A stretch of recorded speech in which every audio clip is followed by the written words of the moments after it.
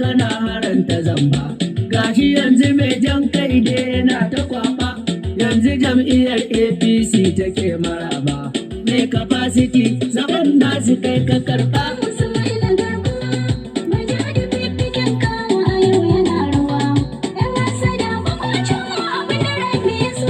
A dafa an rusa masarauta sabida zamba, a yanzu ya zamo alkhairi ba kwabari ba.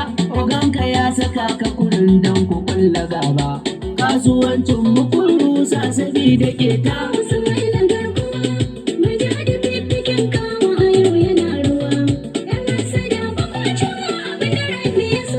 Da kai da sula sai kun ci kafar karan ku gobe, tunda ku kuke yin kyauta ku ringa zobe. Bana gwamnatin Kano ba zancen batu na yaɗe, kama diddige labu-labu kawu yau da gobe. In ana batun gyara sai da kawu baba.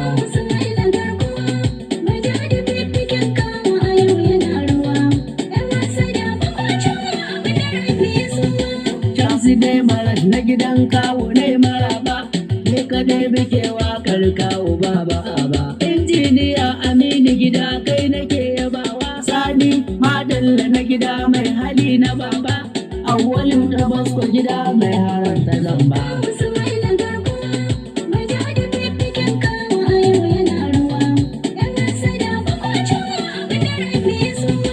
Mai halin yabawa, mai nake yabawa, gasu baba, kawu bai da zamba, bai yi yaudara ba, bai ƙi al'umma ba, mai gidanmu babba, ba kara ba ne ba, ba rago ba ne ba, ga kowar matasa, shugaban matasa, shi yana shiga sa, al'umma kuce sa, jarumin matasa, garinmu ba irinsa, kawu ɗan su maida, shugaban matasa, mai kabasitin nan, mai majoratin nan, wanda ne ya tanka mana zamu jajiri.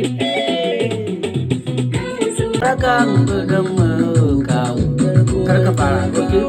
Mai masoya, kawu mai masoya da yawa, daga rantsuwa ayyukan kasan babu wani. Garan ilimi kawu ya riga ya inganta. Bangaren noma kawu ya riga ya inganta. Bangaren noma kawu ya gaba ka inganta. Kawu don ka majalisa, kawu kai ne shakundin.